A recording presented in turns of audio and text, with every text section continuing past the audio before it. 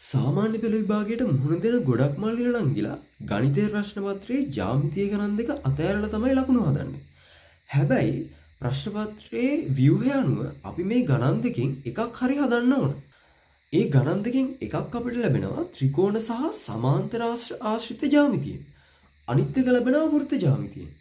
මං අද ඔයාලට අරගෙන ආවේ ඒ ත්‍රිකෝණ සහ සමාන්තර ආශ්‍රිත ජ්‍යාමිතිය ගණන හදන්න අවශ්‍ය වෙන සියලුම විෂය කරුණු සහ අපි වීඩියෝ එක අන්තිමේදී 2022 O level ගණන හදලා බලමු කොහොමද මේ තියරි කරුණු ඇප්ලයි කරන්න කියලා. වීඩියෝ එක ඉවර වෙනකම් ඉන්න.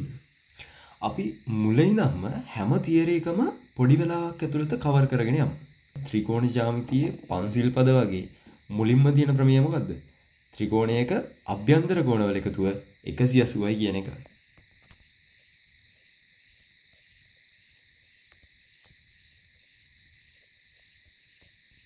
ඒ වගේම දෙවනියට අපි ඉගෙන ගත්තා ත්‍රිකෝණයක පාදයක් දික් කිරීමෙන් සෑදෙන බාහිර කෝණය. හරියට නිකන් මේ Z වගේ. ඒ බාහිර කෝණය අභ්‍යන්තර සම්මුඛ කෝණ දෙකේ එකතුවට සමාන වෙනවා කියලා. ඇතුලෙන් තියෙන එක නෙවෙයි ඊට සම්මුඛව තියෙන කෝණ දෙකට. එතකොට x ධන y සමානයි z කියලා අපිට ලියන්න පුළුවන්. අපි දන්නවා සමද්විපාද ත්‍රිකෝණයක පාද දෙකක් සමාන වුනහම ඒ පාදවලට සම්මුඛ කෝණ සමාන වෙනවා.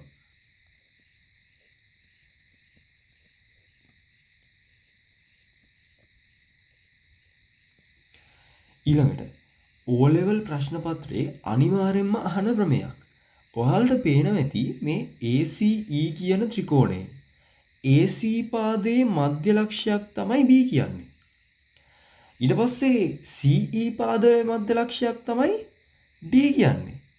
දැන් ඔයාලට තේරෙනවා ඇති මේක මධ්‍ය ලක්ෂ ගැන කතාව. එහෙනම් මොකක් ගැනද මේ කියන්නේ? මධ්‍ය ලක්ෂ ප්‍රමේය ගැන.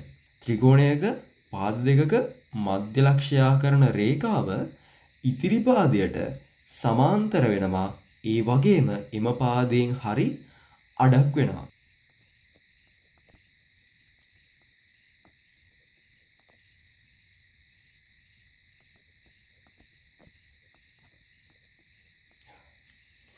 ඔයාලට පේනවද මෙතන ත්‍රිකෝණ දෙකක් තියෙනවා. එකක් තමයි ABC ත්‍රිකෝණය. අනිත් එක ADE ත්‍රිකෝණය. එතකොට මේ ත්‍රිකෝණ දෙකේ පේනවා ඇති කෝණ සමාන වෙලා ABC සමාන වෙලා ADEට. ඒ වගේම ACB සමාන වෙලා AEDට. ඒ වගේම මෙන්න මේ ඉතුරු කෝණය මේ ත්‍රිකෝණ දෙකටම පොදුයි. ත්‍රිකෝණයක කෝණ තුන අනෙක් ත්‍රිකෝණයේ අනුරූප කෝණ තුනට සමාන වෙනවා නම් අපි ඒ ත්‍රිකෝණ දෙක විශේෂ නමකින් නම් කරනවා. කොහොමද? සමකෝණී ත්‍රිකෝණ කියලා. සමකෝණී ත්‍රිකෝණ. හරිද? සමකෝණී ත්‍රිකෝණ දෙකක් වුණහම මොකද්ද විශේෂත්වය?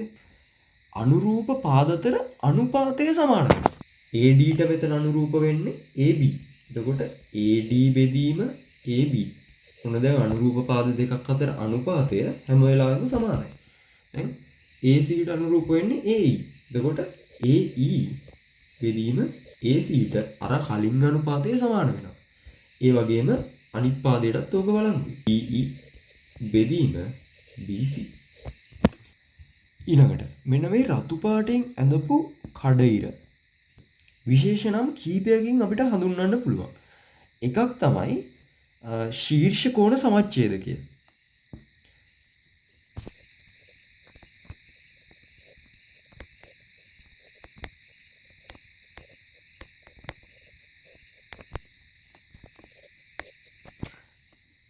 මෙහෙම ශීර්ෂයේ සිට සම්මුඛ පාදයට අභිලම්බයක් ඇන්දම ඒක සම්මුඛ පාදය මොකද්ද කරන්නේ? හරියට දෙකට බෙදෙනවා. ඒ කියන්නේ සමච්ඡේදනය කරනවා.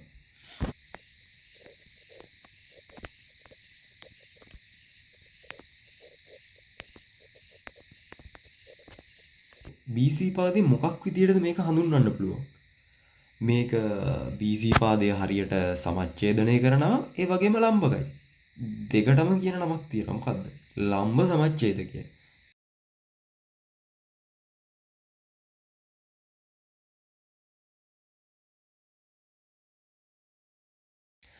ඊළඟට එකම සමාන්තර රේඛා දෙකක් අතර එකම ආධාරකය මත පිහිටි ත්‍රිකෝණයක වර්ගඵලය එම සමාන්තරාශ්‍රී වර්ගඵලයෙන් හරි අඩක් වෙනවා.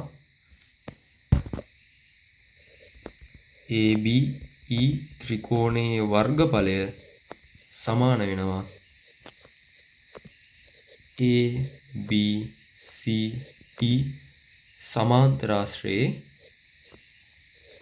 වර්ගඵලයෙන් හරි අඩකට.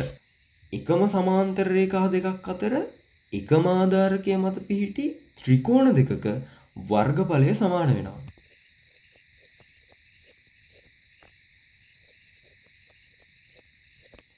එකම සමාන්තර රේඛා දෙකක් අතර එකම ආධාරකය මත පිහිටි සමාන්තර ආශ්‍ර දෙකක වර්ගඵල සමාන වෙනවා.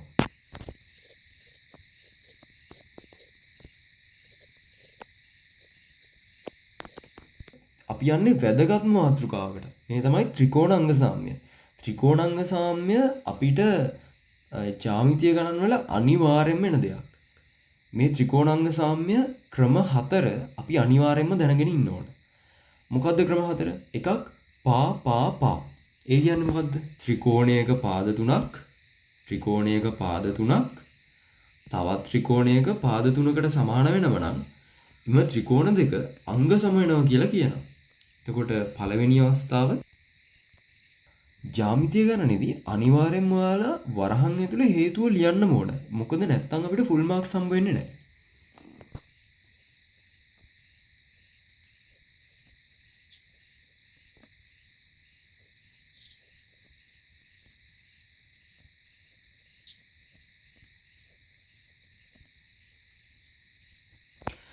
අපි දෙවැනි ක්‍රමය මොකද්ද?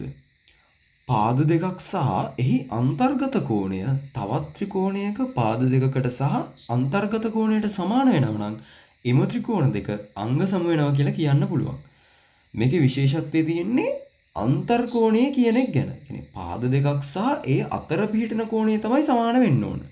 වෙන කෝණයක් සමාන වුණා කියලා මේ ක්‍රමෙන් අපිට අංග සම කරන්න බෑ. ඒක හොඳට මතක තියාගන්න. දැන් නිකන් හිතන්නකෝ ඇයි මෙතන පාකෝපා කියලා කිව්වේ? කෝපාපා කියලා කියන්න තිබ්බා. පාපාකෝ කියලා කියන්න තිබ්බා. හැබැයි අයි පාකෝපා කිව්වේ? පාද දෙක මැද තමයි කෝණේ තියෙන්න ඕනේ. හරි? ඊළඟට තුන්වෙනි ක්‍රමය. තුන්වෙනි ක්‍රමේ තමයි කෝණ දෙකක් සහ පාදයක්. කෝපා. ත්‍රිකෝණයක කෝණ දෙකක් සහ පාදයක් තවත් ත්‍රිකෝණයක කෝණ දෙකකට සහ පාදයකට සමාන වෙනවා නම් අපි කියනවා එම ත්‍රිකෝණ දෙක අංග සම වෙනවා කියලා. කර්ණපා අවස්ථාව.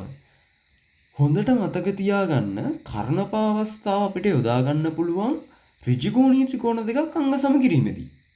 මේකෙන් කියන්නේ ඍජුකෝණීය ත්‍රිකෝණ දෙකක කර්ණය සහ තවත් පාදයක් තවත් ඍජුකෝණීය ත්‍රිකෝණයක කර්ණය සහ පාදයකට සමාන වෙනවා නම් ඒ ත්‍රිකෝණ දෙක අංග සම වෙනවා කියලා.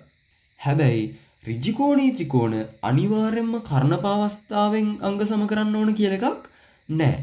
ඒ කියන්නේ ඍජුකෝණීය ත්‍රිකෝණ අනෙක් අංග සම කිරීමේ ක්‍රම වලටත් අපිට අංග සම කරන්න පුළුවන්. ඒක අනිවාර්යෙන් ඔළුවේ තියාගන්න. ඊට පස්සේ සමාන්තර රේඛාශ්‍රිත කෝණ. මේකත් ජ්‍යාමිතිය ගණන් වලදී අත්‍යවශ්‍යම වෙන තියරියක්. මුලින්ම පේනවද මෙන්න මේ Z හැඩය? මේ Z හැඩේ ඇතුලෙන් පිහිටන කෝණ දෙක තමයි මම මේ පාට කරලා තියෙන්නේ රතු පාටෙන්. එතකොට මේ Z හැඩයෙන් ඔයාලා මතක තියාගන්න මේවට අපි කියන්නේ ඒකාන්තර කෝණ කියලා. ඒකාන්තර කෝණ විශාලත්වයෙන් සමාන වෙනවා. ඊට පස්සේ පේනවද මෙතන F හැඩයේ කෝණ? මෙන්න F හැඩයක් මේ ගොඩක් අනිත් පැත්ත ගිහිලා වගේ තියෙන්නේ. හැබැයි F හැඩයක් තියෙනවා. මේ කෝණ දෙකේ විශාලත්වයත් සමාන වෙනවා. ඒවට අපි කියනවා මතක තියාගන්න අනුරූප කෝණ කියලා. තව අපිට තියෙනවා ප්‍රතිමුඛ කෝණ. මම මෙතන මේකත් පෙන්වන්නම්කෝ. දැන් මෙන්න මේ කෝණයයි මේ කෝණයයි ප්‍රතිමුඛ කෝණ විදියට අපිට දක්වන්න පුළුවන්. ඒවයිත් විශාලත්වය සමාන වෙනවා. මේකට මොනවද කියන්නේ අපි? මිත්‍ර කෝණ කියලා. ඒ කෝණ දෙකේ එකතුව අංශක 180ක් වෙනවා. ඒ කියන්නේ පරිපූරක වෙනවා. ඒවට අපි කියනවා මිත්‍ර කෝණ.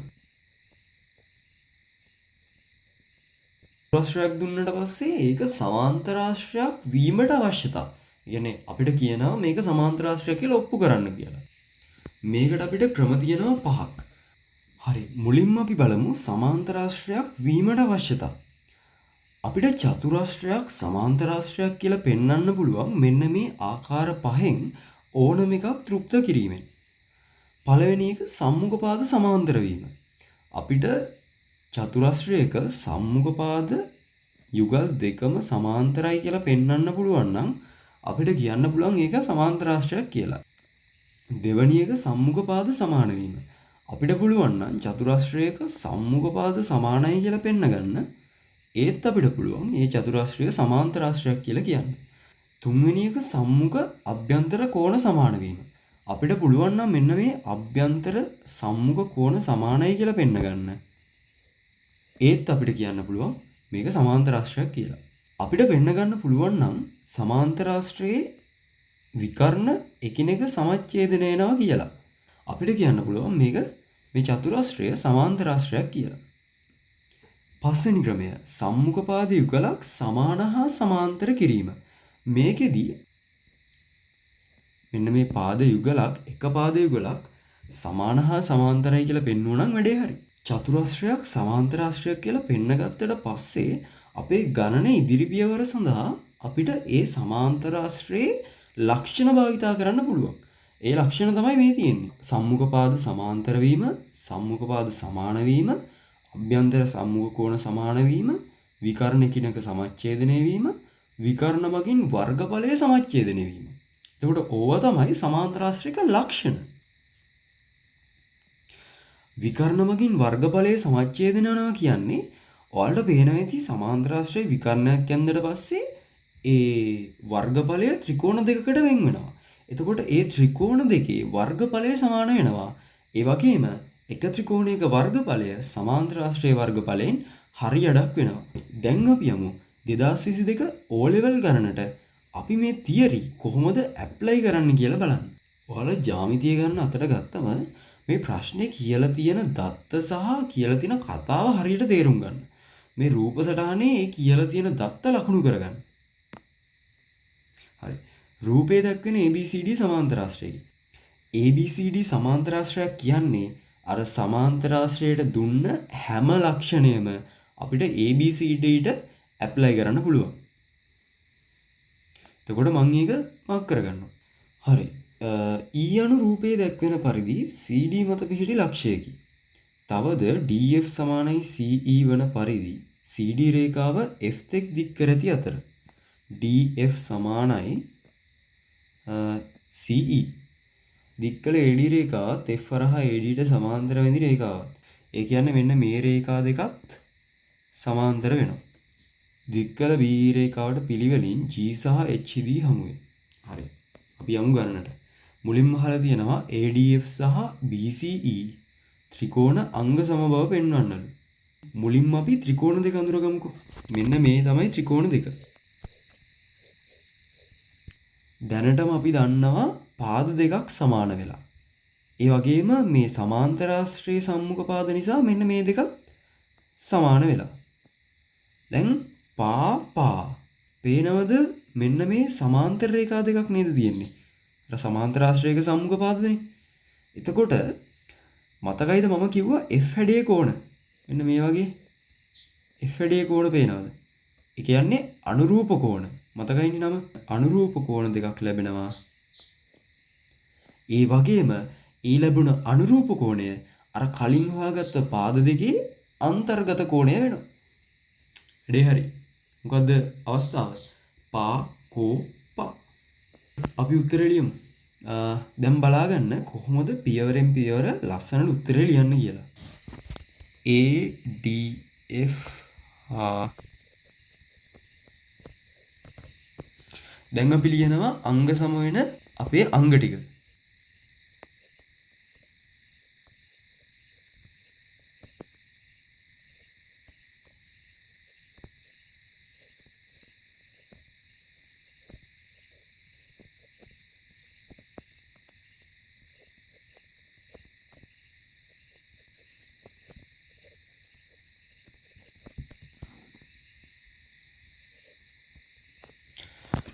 එම නිසා ADF BCE ත්‍රිකෝණ අංග සම වේ. මොකක්ද අවස්ථාව? පා කෝ පා.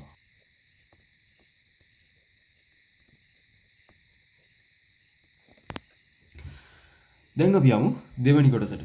ABEF සහ AGHF සමාන්තරාශ්‍ර වීමටත් ඒවායේ වර්ගඵල සමාන වීමටත් හේතු දක්වන්න. මුලින්ම අපි පෙන්වන්න ඕන ওই දෙක සමාන්තරාශ්‍ර කියලා. හරි. අපි ABEF මුලින්ම ගමුකෝ. ඔයාලට පේනවද මේ ABEF ගේ පාද දෙකක් දැනටම සමාන්තරයි කියලා දීලා තියෙනවා. ඒ කියන්නේ කලින් අපිට කිව්වා ABCD කියන්නේ සමාන්තරාශ්‍රයක් කියලා. ඒකෙන් අපිට ගන්න පුළුවන් වුණා AB සහ DC සමාන්තරයි කියලා. ඒ කියන්නේ AB සහ FE ඔටෝමැටිකලි සමාන්තර වෙනවා. හරි. අපිට මෙන්න මේ වැඩේ කරන්න පුළුවන් නේද? මොකද්ද දැන් මදි වෙලා තියෙන්නේ? පාද දෙක සමානයි කියලා පෙන්වන එක. අපිට දත්තයක් දීලා තිබ්බා FD සමානයි CE කියලා. ඒ වගේම අපි දන්නවා AB සමානයි DC කියලා. මොකද සමාන්තරාශ්‍රයක සම්මුඛ පාද. දැන් අපි පෙන්වන්න ඕන AB සමානයි FE කියලා. මේකෙන් අපි යන්න ඕන AB සමානයි FE කියලා.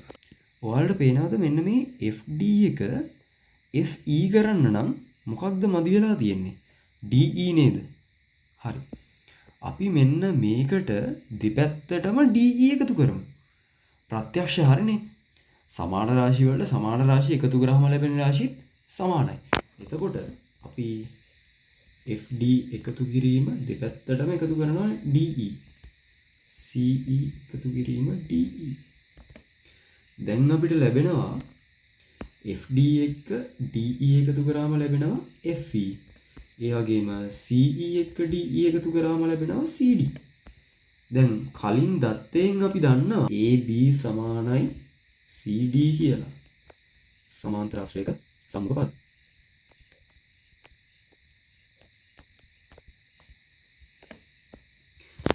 දැන් මොකද්ද කරන්නේ? අන්න ප්‍රත්‍යක්ෂ භාවිතය කරනවා. AB CD ට සමාන නම් FE CD ට සමාන නම් AB සමාන වෙනවා FE ට. AB සමානයි FE කියලා. ඒ වගේම AB සමාන්තර වෙනවා FE ට. හරි. ඒක නිසා අපිට කියන්න පුළුවන් ABEF යනු සමාන්තරාශ්‍රයකි. ඊළඟට AGHF. දැන් උඩදී අපි සාධනය කරගත්තා ABEF කියන සමාන්තරාශ්‍රයක් කියලා. දැන් එහෙනම් අපිට ABEF ට සමාන්තරාශ්‍රවල ලක්ෂණ දාන්න පුළුවන්. ඒ අනුව අපිට ලැබෙනවා මෙන්න මේ පාද දෙක සමාන්තරයි කියලා. ඒ කියන්නේ AGHF ගේ AF සමාන්තර වෙනවා GH ට. ඒ වගේම අපිට දත්තයක් දීලා තිබ්බා දික්කල AD රේඛාවත් F හරහා AD රේඛාවට සමාන්තර වැඳි රේඛාවත් දික්කල BE රේඛාවට පිළිවෙලින් G සහ H හිදී හමු වේ. ඔය කියන්නේ මෙන්න මේ දෙක ගැන. පේනවද? මොකද්ද ක්‍රමය? සම්මුඛ පාද යුගල් දෙකම සමාන්තර වීම. මොකද්ද චතුරස්‍රය?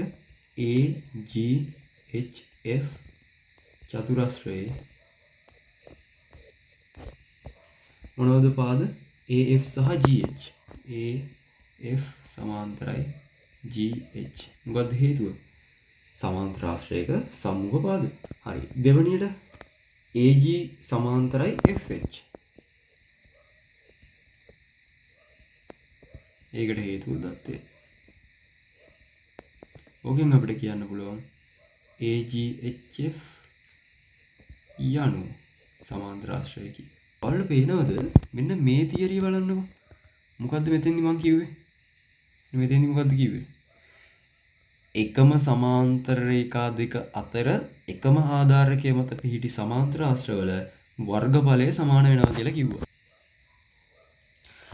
ඔයාලට පේනවද අපි මේ සමාන්තර ආශ්‍ර කියලා තහවුරු කරපු චතුරාශ්‍ර දෙකම එකම සමාන්තර රේඛා දෙක අතර AF සහ BH කියන සමාන්තර රේඛා දෙක අතර. ඒ වගේම මේ දෙකම තියෙන්නේ AF කියන එකම ආධාරකය මත කියලා පේනවද? AF කියන එකම ආධාරකය මත තමයි මේ දෙකම තියෙන්නේ. මේ ඒක නිසා අපිට කියන්න පුළුවන් එකම සමාන්තර රේඛා දෙක අතර එකම ආධාරකය මත පිහිටි සමාන්තර ආශ්‍ර වල වර්ගඵලය සමාන වෙන කියන තියරියෙන් අපිට කියන්න පුළුවන් මේ දෙකේ වර්ගඵල සමානයි කියලා.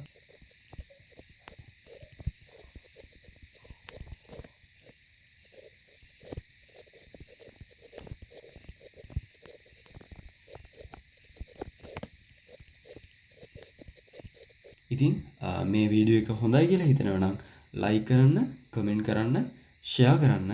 ඒ වගේම අනිවාර්යයෙන්ම ඔයාලට තියෙන ප්‍රශ්න කමෙන්ට් එකක් විදියට දාන්න. තව වීඩියෝ එකකින් ආයෙත් සෙට් වෙමු.